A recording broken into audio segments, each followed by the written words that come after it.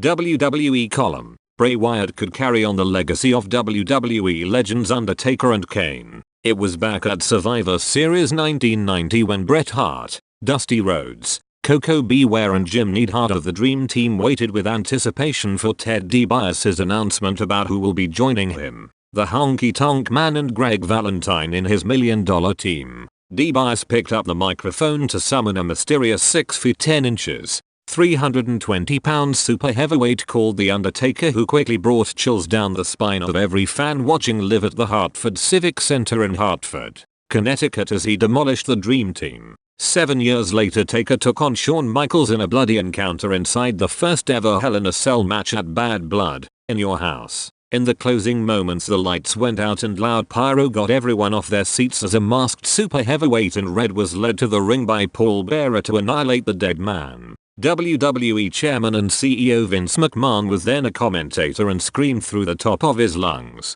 "That's gotta be Kane." No one ever forgot his name after that night. Undertaker and Kane went on to dominate McMahon's promotion as they won 10 world titles between them, defeated a number of WWE Hall of Famers, took part in the most brutal matches imaginable and contributed in some of the sport's most legendary moments. But perhaps more importantly, the Brothers of Destruction captured the fans' imagination and their timeless characters meant they never went out of style. Doesn't matter if they were performing during the flashy 90s, edgy 2000s or family-friendly 2010s. Since Kane's debut, no similar character has ever managed to step up to the plate the same way as the former world champions until Bray Wyatt unveiled his new eerie split personality gimmick. Wyatt dumped his former devilish cult leader gimmick that saw him delivering incoherent promos, having bland storylines and losing almost all of his feuds despite all of his potential. The Eater of Worlds returned to Raw in April following a long hiatus as an eerie kids show host that turns to a demonic creature he dubs the Fiend.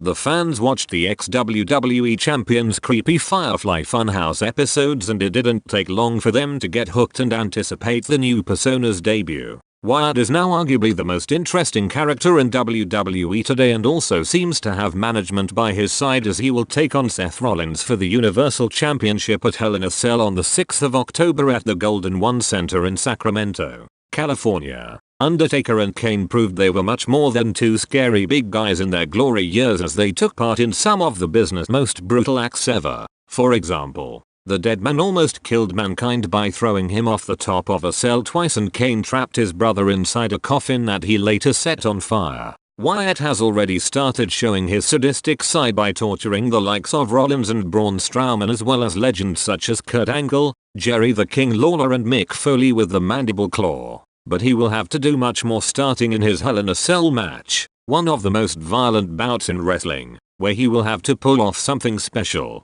especially if the plan is to turn him into a dominant Universal Champion. One of Undertaker and Kane's biggest strengths were also their intimidating entrances that came with the lights turning off, haunting music echoing around the arena and pyro going off. The new face of Fear has learned that important lesson as he left the whole wrestling world in shock when he made his entrance at SummerSlam on his debut where he destroyed Finn Balor. The ex-NXT star walked with a new heavy metal version of his classic Live in Fear tune and held the severed head of his old character with a lantern stuffed inside its mouth. The fans were completely hooked as the majority of the crowd in Toronto turned the torches of their phones on to express their support for WWE's newest main event star. Wyatt needs to focus on fan reaction, whether it is positive or negative, and put his 1.3 million Twitter followers to good use as one of Kane and Undertaker's biggest attributes were that they were never dull. The Brothers of Destruction knew how to promote a match with some dark, threatening promos as well as important catchphrases, such as the Phenom's rest in peace. They also brought the same psychology during their matches with the way they moved, the manner they behaved, the moves they delivered, the bumps they took and their grasp of fan reaction. The ex-Raw Tag Team Champion showed he has no problem with that as he won over the fans with his Firefly Funhouse episodes before even stepping foot in the ring and got them chanting his own catchphrase "Let me in." He also looks like he has a good understanding of ring psychology as he never broke character during his fight with Balor at SummerSlam. McMahon seems to have very high hopes for Wyatt's new character and that is why he gave him a world title shot so soon. His booking also has a lot of logic as the chairman wants to make it a special occasion when the Fiend competes or else it could quickly lose its prestige. The WWE Supremo uses the exact same approach with Undertaker as well as Brock Lesnar. However, the boss will have to stick to his new project even when it starts to slump, especially in the beginning. That can be very critical for the rest of Wyatt's career.